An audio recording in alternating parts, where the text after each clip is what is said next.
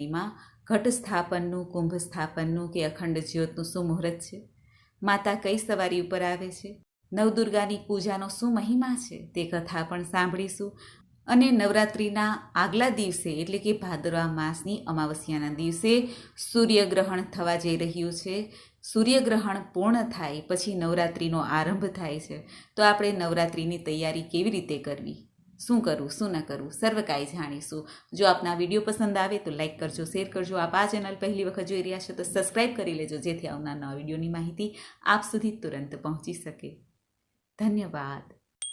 મિત્રો, નવરાત્રિ અર્થાત નવરાત્રિ દરમિયાન નવદુર્ગાના સ્વરૂપની પૂજા થાય છે. તેમાં પ્રથમમ શૈલપુત્રી ચ, દ્વિતીયમ બ્રહ્મચારિણી, તૃતીયમ ચંદ્રઘંટેતી કુષ્માંડેતી, ચતુર્થકમ પંચમમ સ્કંદમાતેતી, ષષ્ઠમ કાત્યાયની ઇતિ ચ, સપ્તમમ કાલરાત્રી ચ મહાગૌરી ચ, અષ્ટકમ નવમ સિદ્ધિદાત્રી ચ નવદુર્ગા પ્રકીર્તિતા, ઉક્તાન્યેતાની નામાની બ્રહ્મણ્યેવ મહાત્મનામ. પરમપિતા બ્રહ્માજીએ દુર્ગા દેવીના આ 9 સ્વરૂપનું વર્ણન કરેલું છે. જેમાં પ્રથમ દિવસ આવે, પ્રથમ રાત્રિ આવે ત્યારે મા શૈલપુત્રી, બીજા દિવસે બ્રહ્મચારિણી, ત્રીજા દિવસે ચંદ્રઘંટા, ચોથા દિવસે કુષ્માંડા, પાંચમા દિવસે સ્કંદમાતા, છઠ્ઠા દિવસે મા કાત્યાયની, સાતમા દિવસે મા કાલરાત્રિ અને આઠમા દિવસે મહાગૌરી અને નવમા દિવસે મા સિદ્ધિદાત્રીની પૂજા થાય છે. આ દેવી દુર્ગાના 9 સ્વરૂપ છે. આમ તો આપણે વરસમાં 4 વખત મુખ્ય નવરાત્રિ આવે છે અને ઘણા 5 નવરાત્રિ પણ ઉત્સવ મનાવે છે. જેમાં પોષ માસ, મહામાસ, ચૈત્ર માસ, અષાઢ માસની નવરાત્રિ છે અને આ આસો માસની નવરાત્રિ, જેને અશ્વિન માસની નવરાત્રિ કહેવાય છે, તે નવરાત્રિ ધામે ધૂમેથી મનાવાય છે. પોષ અને અષાઢ માસની નવરાત્રિને ગુપ્ત નવરાત્રિ કહેવાય છે. તેમાં ગુપ્તતાથી માની પૂજા આરાધના મંત્રજાપ કરાય છે. જ્યારે ચૈત્ર માસ અને આ આસો માસની નવરાત્રિ અત્યંત મહત્વપૂર્ણ છે. આ શારદીય નવરાત્રિનો આરંભ ક્યારે થાય છે તે જાણ્યા પહેલાં આપણે એ જાણી લઈએ કે ભાદરવા માસની અમાવસ્યાની રાત્રિએ જે સૂર્યગ્રહણ થવા જઈ રહ્યું છે તે ક્યારે થાય છે, ક્યારે પૂર્ણ થાય છે, મોક્ષ થાય છે, અને ત્યાર પછી સવારે આપણે ઉઠીને માની આરાધના કરવાની છે. તો કેવી રીતે કરવી? જ્યોતિષશાસ્ત્ર અનુસાર તારીખ 2 ઓક્ટોબર 2024ના દિવસે, બુધવારના દિવસે રાત્રિએ સૂર્યગ્રહણ થવા જઈ રહ્યું છે આકાશમાં. પરંતુ ભારતમાં દેખાવાનું નથી, આપણે પાડવાનું નથી, કારણ કે રાત્રિના સમયે સૂર્યગ્રહણ છે. જો દિવસના સમય દરમિયાન સૂર્યગ્રહણ થાય તો તે પાડવાનું હોય છે. 2 ઓક્ટોબર 2024 રાત્રિના લગભગ 9:13 સૂર્યગ્રહણનો આરંભ થાય છે, જે વહેલી સવારે એટલે કે બ્રહ્મ મુહૂર્તમાં લગભગ 3:17 મોક્ષ થાય છે. સૂર્યગ્રહણ જ્યારે પૂર્ણ થશે ત્યારે બધા ઉઠે, સ્વાભાવિક છે. તો ત્યારબાદ આપણે માની પૂજા આરાધના કરવી છે. માની ચોકી સ્થાપિત કરતા હોય છે, ઘણા ઘટ સ્થાપન કરે છે, જુવારા વાવે છે અને અખંડ જ્યોત પણ પ્રગટાવે છે. તો આપણે કેવી રીતે કરવું? સૌ પ્રથમ આસો માસની એકમની તિથિએ સવારે વહેલા ઉઠીને આખા ઘરમાં ગંગાજળનો છંટકાવ કરવો અથવા ગૌમૂત્રનો. તુલસી ક્યારે પણ ગંગાજળનો છંટકાવ કરવો જોઈએ. ત્યારબાદ સ્નાન કરવું, સાફ વસ્ત્ર ધારણ કરવા અને વિધિ વિધાનથી માની પૂજા માટે તૈયાર થવું. શારદીય નવરાત્રિ પ્રારંભ થાય છે તારીખ 3 ઓક્ટોબર 2024ના દિવસે. માટે આ દિવસે જ માતાજીનું કુંભ સ્થાપન, ઘટ સ્થાપન થાય છે. તેનું મુહૂર્ત પણ જાણી લઈએ. ઘટ સ્થાપનનું શુભ મુહૂર્ત છે 3 ઓક્ટોબર 2024 ગુરુવારના દિવસે સવારે 6:30 થી 7:30 વાગ્યા સુધી. આ ઉપરાંત ઘટ સ્થાપન શુભ મુહૂર્ત એટલે કે અભિજીત મુહૂર્તમાં પણ કરી શકાય છે. બપોરે 12 વાગ્યાથી લઈને 12:30 વાગ્યા સુધીનું રહેશે. સવારે પણ ઘટ સ્થાપન કરવું ઉત્તમ મનાય છે. ત્યારે જ્વારા પણ વાવી શકાય છે અને અખંડ જ્યોત જે ભક્તો પ્રગટાવે છે તેઓ પ્રગટાવી શકે છે. અને આ વર્ષે નવી શરૂઆત કરવી હોય તે પણ કરી શકે છે. અને જે લોકો કરતા હોય છે અને હવે નથી કરવું તેઓ ક્ષમા પ્રાર્થના પણ માને કરી શકે છે. ઘટ સ્થાપન જ્યારે થાય છે તે પ્રથમ નવરાત્રિ કહેવાય છે. ત્યારે માતા શૈલપુત્રીની પૂજા થાય છે. નવરાત્રિ દરમિયાન જે ભક્તો અખંડ જ્યોત રાખવા માંગે છે, કુંભ સ્થાપન કરવા માંગે છે કે પછી જુવારા વાવવા માંગે છે, તેની સરળ વિધિ આપણે જાણી લઈએ. ઘટ સ્થાપન કરવા માટે એક બાજોટ રાખવું, તેની ઉપર લાલ વસ્ત્ર પાથરવું, અનાજની ઢગલી કરવી, માટીનો ઘડો હોય છે કે પછી કોઈ પણ ધાતુનો, તાંબા, ચાંદી, પિત્તળ ધાતુનો કળશ લઈને તેમાં સાથિયો કરવો, મૌલી બાંધવી, સોપારી, પૈસો, દુર્વા, અક્ષત, કંકુ આદિ પધરાવવા, નવગ્રહોનું સ્મરણ કરવું, વરુણ દેવતાનું સ્મરણ કરવું. ત્યારે આપણે જે કુંભ સ્થાપન કરીએ છીએ તેમાં આસો પાલવના કે પાનના પત્તા 5 રાખવાના હોય છે. ત્યારબાદ શ્રીફળ તેની ઉપર રાખવાનું હોય છે. ત્યારબાદ એક શ્રીફળ તૈયાર કરવું, તેની ઉપર સાથિયો કરવો, ચૂંદડી વીંટાળવી, ચૂંદડી ના હોય તો મૌલી બાંધવી. ત્યારબાદ શ્રીફળનું મુખ, જે 3 આંખ છે તે આપણી બાજુ રહે, એટલે કે આ પૂજા કરનારની સામે રહે, એ રીતે માતાજીનું સ્થાપન કરવું. શ્રીફળ અર્થાત શ્રી માતા મહાલક્ષ્મીનું પ્રતીક છે, માતાજીનું પ્રતીક છે. જ્યારે આપણે પૂજા કરીએ ત્યારે માતાજીનું મુખ આપણી તરફ હોય અને આપણે તેમની પૂજા કરતા હોય એ ભાવ સાથે આ રીતે શ્રીફળ રખાય છે. ઘણા ઊભું પણ શ્રીફળ રાખે છે, જેવી જેની રીત હોય એ પ્રમાણે શ્રીફળ રાખવું. અખંડ જ્યોત માટે લાંબી વાટ રાખવી, જે 9 દિવસ ચાલે તો વધુ સારું. મૌલીની વાટ પણ કરી શકાય છે, રૂની વાટ પણ કરી શકાય છે. અખંડ જ્યોત પ્રગટાવવા માટે માટીનો દીવો કે પછી તાંબા, પિત્તળ, ચાંદીનો જે કંઈ આપણે દર વર્ષે દીવો મૂકતા હોય, ધાતુનો દીવો તો દર વર્ષે ચાલે, પરંતુ માટીનો દીવો 1 જ વર્ષ ચાલે છે.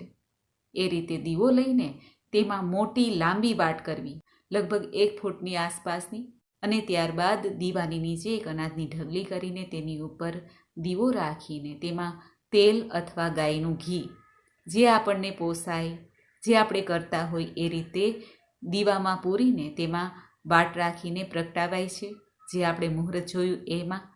ત્યારબાદ માતાજીનું સ્મરણ થાય છે, કંકુ ચોખા ચડાવાય છે, પૈસો ધરાય છે. અખંડ જ્યોત અને ઘટ સ્થાપન છે તે બાજુ બાજુમાં કરી શકાય છે. અને ત્યારબાદ આ દીવો છે તેમાં નિત્ય તેલ કે ઘી જે પૂરતા હોય તે ધ્યાન રાખવું પૂરવામાં. દીવાની વાટ ક્યારેક વધુ બળી જાય અને ઠરી જાય તો ચિંતા ન કરવી, તુરંત જ પ્રગટાવી લેવી, અથવા બાજુમાં એક વાટ પ્રગટાવીને એ દીવો કરી લેવો. અને આ દીવો જ્યારે 10મો દિવસ એટલે કે દશેરા આવે ત્યારે મંગલ કરવો. જ્યાં સુધી તેમાં ઘી કે તેલ પૂરેલું છે તે પૂર્ણ થાય ત્યાં સુધી રાખવો, પછી લઈ લેવો. માટીનો હોય તો પધરાવી દેવો, અને ધાતુનો હોય તો તે સાફ કરીને રાખી શકાય છે. જ્વારા વાવવા માટે એક માટીનું વાસણ લેવું, અથવા કોઈ પણ ધાતુનું વાસણ પણ લઈ શકાય છે. માટીનું એક લેયર કરવું, ત્યારબાદ ઘઉં અને મગ અને જવ નાખવા, ફરી માટીનું એક લેયર કરવું, ફરી આ જ રીતે ધાન વાવવા, અને માટીના થર ઉપર થોડું થોડું પાણી રેડવું. 9મો દિવસ આવશે એટલે તેમાં જુવારા તૈયાર થઈ જશે. માતાજીની આરાધના થઈ જાય. જ્યારે આપણે અષ્ટમી, નવમીનો ઉત્સવ મનાવાઈ જાય પછી માતાજીની પ્રસાદી રૂપ આ જ્વારાને આપણે ઘરમાં પણ રાખી શકીએ છીએ, તિજોરીમાં રાખી શકીએ છીએ, થોડાક જ્વારા લઈને, અને બાકીના જ્વારા જે છે તે ગાય માતાને ખવડાવી દેવા જોઈએ. આ રીતે જ્વારા વાવવાનો પણ અત્યારે મહિમા છે. અને જે ભક્તો ગરબો લે છે માતાજીનો, માટીનો ગરબો હોય છે, ઘણાને પિત્તળનો ગરબો પણ હોય છે. જે ગરબો રાખતા હોય તેઓ સાંજના સમયે ગરબો પ્રગટાવે, જ્યારે માતાજીના ધૂપ દીપ આરતી થાય ત્યારે, અને એ ગરબા પ્રગટાવીને આખા ઘરમાં ઘણા ફેરવે છે, ફરી માતાજી પાસે રાખી દેવાનો હોય છે. નિત્ય સાંજના સમયે ગરબો પ્રગટાવવાનો હોય છે. આ જે વિધિ છે, આ જે માતાજીની આરાધના માટેની ઘટ સ્થાપન કે પછી અખંડ જ્યોત છે, જ્વારા છે, ગરબો છે, તેમાં આપણે જેટલું કરી શકીએ એટલું કરવું. એવું નહીં કે આ કરવાનું જ છે, ફરજિયાત નથી હોતું. આપણા ભાવ પ્રમાણે, આપણી શક્તિ અનુસાર કરવું. માં તો માં છે, નાની એવી પૂજા સેવાથી પણ પ્રસન્ન થઈ જાય છે. માટે વધુ પડતું કરવું એવો ભાવ ન રાખવો. વધુ કરવામાં ને કરવામાં આપણે જે હૃદયથી માને પ્રાર્થના કરવાની છે એ જ ભૂલી જાય છીએ અને એ બધું સંભાળવામાં જ રહીએ છીએ. શક્તિ અનુસાર માની સાધના કરવી જોઈએ. માતાજીનું આ સ્થાપન પૂર્વ દિશા તરફ, ઉત્તર દિશા તરફ અથવા પશ્ચિમ દિશા તરફ કરીએ તો શુભ મનાય છે. આમ તો આપણે જે પૂજાનો રૂમ હોય, પૂજાનું જે સ્થાનક હોય, નાનકડું મંદિર આપણા ઘરમાં હોય, તેની આસપાસ પણ રાખી શકાય છે. જે ભક્તો નવરાત્રિ દરમિયાન માના 9 દિવસ સુધી નોરતા ન કરી શકે, વ્રત ન કરી શકે અને વ્રત કરવાની ઈચ્છા હોય તો અષ્ટમી કે નવમી તિથિનું વ્રત પણ કરી શકાય છે. નવદુર્ગાના 9 સ્વરૂપની પૂજા થાય છે આ નવરાત્રિ દરમિયાન. તેમાં મહાકાળીના 3 દિવસ, મહાલક્ષ્મીના 3 દિવસ અને મા સરસ્વતીના 3 દિવસ આરાધના થાય છે. આમ ત્રિદેવીની પૂજા થાય છે. સ્વરૂપ તો 3 દેવીનું છે, પરંતુ દેવી એક જ છે, મા દુર્ગા દેવી. નવરાત્રિની શરૂઆત થાય છે ત્યારે પહેલા દિવસે મા શૈલપુત્રીની પૂજા થાય છે, બીજના દિવસે મા બ્રહ્મચારીની, ત્રીજના દિવસે મા ચંદ્રઘંટા, ચતુર્થીના દિવસે મા કુષ્માંડા અને પંચમીના દિવસે મા સ્કંદ માતાની પૂજા થાય છે. નવરાત્રિના 6ઠ્ઠા દિવસે મા કાત્યાયની, 7મા દિવસે કાલરાત્રિ, 8મા દિવસે મહાગૌરી અને 9મા દિવસે મા સિદ્ધિદાત્રીની પૂજા થાય છે. અને દસમની તિથિ આવે છે ત્યારે વિજયાદશમીનો ઉત્સવ મનાવાય છે, જે તારીખ 12 ઓક્ટોબર 2024 શનિવારના દિવસે ઉજવવાનું રહેશે. આ દિવસે જે ભક્તો નવરાત્રિનું વ્રત કરવા માંગે છે તેઓ નવરાત્રિની જ્યારે શરૂઆત થાય છે, આસો સુદ એકમના દિવસે જ્યારે માની પૂજા થઈ જાય ત્યારે વ્રતનો સંકલ્પ લે કે પોતે વ્રત કેવી રીતે કરવા માંગે છે. જ્યારે વ્રતનો સંકલ્પ થાય છે તો 9 દિવસ પછી 10મા દિવસે પારણ થાય છે. માની પૂજા આરાધના કરીને જો ગરબાનું સ્થાપન કર્યું હોય, જેમાં આપણે સવાર સાંજ દીવો પ્રગટાવીએ છીએ, તે ગરબો પણ માય મંદિરમાં પધરાવી દેવાનો હોય છે. અને ઘટ સ્થાપન અને અખંડ જ્યોત છે તેને પણ મંગલ કરાય છે. જ્યોત જ્યાં સુધી પ્રજ્વલિત રહે ત્યાં સુધી રાખવાની હોય છે, પરંતુ જે કુંભ સ્થાપન કર્યું છે તેને સેજ શુભ મુહૂર્તમાં હલાવીને તે શ્રીફળને માય મંદિરમાં પધરાવી દેવું અથવા જલમાં અથવા પીપળાના વૃક્ષ નીચે વિસર્જિત થાય છે. અને જલને આખા ઘરમાં છંટકાવ કરવો અને ત્યારબાદ જે કુંભનું જલ વધે છે તે વૃક્ષ છોડમાં પણ નાખી શકાય છે. અષ્ટમી અને નવમી તિથિમાં આ નવરાત્રિનું ઘણું મહત્ત્વ છે. ત્યારે નાની નાની બાળાઓ કે જે માતાનું સ્વરૂપ છે, 2 વર્ષથી લઈને 11 વર્ષની બાળાઓને ભોજન કરાવાય છે, પૂજન થાય છે. અને એક બાળક એટલે કે ભૈરવના રૂપમાં પણ પૂજન થાય છે. ઘણી વખત એવું થાય કે કોઈ બાળાને આપણી ઘરે ના મોકલે તો પછી આપણે માતાજીના મંદિરમાં જઈને પણ આ જે ભોજનની સામગ્રી છે તે દાન કરી શકીએ છીએ, અથવા કોઈ પણ જરૂરિયાતમંદ છે તેને પણ દાન પુણ્ય કરી શકીએ છીએ. આજના દિવસે ખાસ કરીને હોમ હવન પણ થાય છે. ઘરે પણ ઘણા હવે નાનો હવન કરે છે અને મંદિરોમાં પણ થાય છે. માતાજીના મંદિરમાં જ્યારે હવન થાય ત્યારે ઘરમાંથી એક શ્રીફળ અને ચૂંદડી ભક્તો તે હવનમાં હોમે છે, જેથી માં સેવાનો સ્વીકાર કરે. એ હવનનો ધુમાડો જે આખા શહેરમાં, ગામમાં ફેલાય છે અને આકાશમાં જાય છે. વાતાવરણ એકદમ સુગંધી થઈ જાય છે. માતાજીની પ્રાર્થનાથી સર્વે ભક્તોની મનોકામના પૂર્ણ થાય છે. આધિ વ્યાધિ ઉપાધિનું હરણ થાય છે. આ નવરાત્રિમાં જે 9 દિવસ સુધી દુર્ગા પૂજા થાય તેમાં જે ભક્તો માના મંત્ર જાપ કરે છે, વ્રત ઉપવાસ થાય કે ન થાય, પરંતુ માની પૂજા આરાધના સવાર સાંજ થાય છે. આમ કરવાથી પણ જીવનમાં શક્તિ પ્રાપ્ત થાય છે, ચાહે શારીરિક હોય, માનસિક હોય. તે શક્તિનો સંચાર થાય છે, નવીન જીવન પ્રાપ્ત થાય છે. ભગવાન મહાદેવ સ્વયં શક્તિપતિ કહેવાય છે, કારણ કે મહાશક્તિ, મહામાયા, જોગમાયા મા દુર્ગા દેવી તેમના પત્ની છે. દેવી પાર્વતી જ બધા અલગ અલગ રૂપ લઈને કુળદેવીના રૂપમાં આપણા ઘરમાં બિરાજમાન છે. તેમની આપણે સૌ પૂજા કરીએ છીએ. મા તો એક જ છે, માત્ર રૂપ અને નામ અલગ અલગ છે. આ નવરાત્રિમાં ખાસ ધ્યાન રાખવું, ઘરમાં કોઈ પણ એવી વસ્તુ લઈ આવી નહીં કે જે અશુદ્ધ હોય, કારણ કે માની પૂજા થાય છે ત્યાં શુદ્ધિનું ખાસ ધ્યાન રખાય છે. વ્યસન કરવું નહીં, અને જે ભક્તો વ્રત કરે છે તેઓ દિવસના ઊંઘે નહીં તો સારું. અને જ્યારે પણ વ્રત ઉપવાસ થાય ત્યારે સાત્વિકતા રાખવી, એક ટાઈમ ભોજન પણ લેવાનું જો નિયમ હોય તો સાંજના સમયે માની પૂજા આરાધના થઈ જાય, ધૂપ દીપ આદિ આરતી થઈ જાય પછી જ એક ટાઈમ ભોજન લેવું જોઈએ. જો બહેનો માસિક ધર્મમાં આવે આ નવરાત્રિ દરમિયાન તો એ બહેનોએ અલગ રહેવાનું રહેશે. માતાજીના રૂમમાં જ્યાં માતાજીનું સ્થાનક છે, સ્થાપના કરી છે, તે રૂમમાં પ્રવેશ ન કરવો અને કોઈ શુભ વસ્તુને અડકવી નહીં, રસોઈ પણ બનાવી નહીં. ઘરના બીજા સદસ્યો દ્વારા કામ લેવું, આરતી ધૂપ બીજા સદસ્ય કરી શકે છે, કારણ કે આપણે ઘટ સ્થાપન કે અખંડ જ્યોત પ્રગટાવી હોય તો તેને મંગલ કરાતી નથી વચ્ચેથી. એટલા માટે તે તો 9 દિવસ સુધી કરવાનું જ હોય છે, પરંતુ માસિક ધર્મમાં બહેનો હોય તેને આ વાતનું ધ્યાન રાખવું. 5 દિવસે ફરી પૂજાપાઠ થઈ શકે છે. આ નવરાત્રિમાં માના ગરબા પણ રમાય છે. યુવક યુવતીઓ રૂમઝૂમ કરતી માની આરાધના કરે છે, જેથી શરીરમાં એક નવો જુસ્સો પેદા થાય છે. પરંતુ એ વાતનું ખાસ ધ્યાન રાખવું કે જે વ્રતી છે તે રાત્રિના સમયે જ્યારે પણ બહાર જાય, ઘરની બહાર જાય, ત્યારે જો ઘરમાં અખંડ દીવો પ્રગટાવેલો હોય તો એક જણાએ ઘરે અવશ્ય રહેવું, તાળું ન મારવું આ નવરાત્રિ દરમિયાન. અને રાત્રે જેઓ ગરબા રમવા જાય છે તેઓ પણ પોતાના સ્વાસ્થ્યનું ધ્યાન રાખે. જો વ્રત કર્યું હોય તો બહારનું ભોજન બને ત્યાં સુધી ન લેવું. નવરાત્રિ દરમિયાન દુર્ગા સપ્તસતીનો પાઠ છે. મા દુર્ગા દેવીના 108 નામ છે, મંત્ર જાપ છે, તે કરી શકાય છે. અને માની નિત્ય આરાધના, માના 9 સ્વરૂપની કથા મહિમા પણ સંભળાય છે. આ રીતે 9 દિવસ સુધી માની પૂજા આરાધના કરીને ભક્તો પોતાનું કલ્યાણ કરી શકે છે. કારણ કે સ્વયં મહામાયા જોગ માયા એ મા દુર્ગા દેવી છે, જે જગતના અધિષ્ઠાત્રી દેવી છે, જગતને ઉત્પન્ન કરનારા દેવી છે, આદિ શક્તિ છે.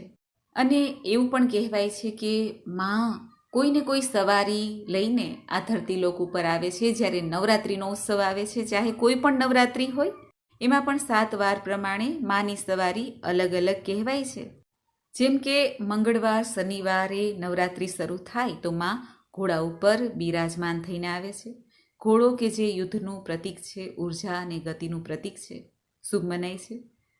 અને જો નવરાત્રિની શરૂઆત ગુરુવાર કે શુક્રવારે થતી હોય તો મા ડોલી ઉપર સવાર થઈને આવે છે.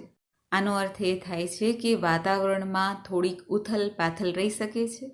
અને સોમવારે કે રવિવારે જો નવરાત્રિની શરૂઆત થતી હોય તો મા હાથી ઉપર સવાર થઈને આવે છે, જે ધન ધાન્ય અને સમૃદ્ધિનું પ્રતીક મનાય છે. અને આ વર્ષે નવરાત્રિની શરૂઆત ગુરુવારે થાય છે, માટે માતા ડોલી પર સવાર થઈને આવે છે. પૌરાણિક સમયમાં પણ નવરાત્રિ પર્વની પરંપરા હતી. વર્ષોથી આ પરંપરા ચાલી આવે છે. આપણે રામાયણમાં પણ સાંભળ્યું છે કે ભગવાન શ્રી રામજીએ લંકાપતિ રાવણ સાથે યુદ્ધ કરતા પહેલાં માની પૂજા આરાધના કરી હતી, વ્રત કર્યું હતું. આ નવરાત્રિથી જોડાયેલી કથા પણ આપણે સાંભળીએ. એક કથા છે મહિષાસુર અને મા દુર્ગા દેવીની કથા. હંમેશા શક્તિની આરાધના કરીએ ત્યારે અધર્મ ઉપર ધર્મના જીતનો સંદેશો જ મળે છે. એવી જ રીતે કથા અનુસાર મહિષાસુર નામક એક શક્તિશાળી રાક્ષસ હતા. તેઓ પોતાની શક્તિના મદમાં ચૂર થઈને પૃથ્વી લોક ઉપર જેટલા જીવ હતા તેની ઉપર અત્યાચાર કરવા લાગ્યા. મહિષાસુરની તપસ્યાથી પ્રસન્ન થઈને બ્રહ્માજીએ તેમને વરદાન આપ્યું હતું કે તેઓની મૃત્યુ કોઈ દેવ, દાનવ કે મનુષ્યથી થશે નહીં. ત્યારે દેવતાઓએ ત્રિદેવનું સ્મરણ કર્યું, પરમપિતા બ્રહ્માજી, શ્રી હરિનારાયણ અને ભગવાન મહાદેવ, કે હે પ્રભુ અમારી રક્ષા કરો.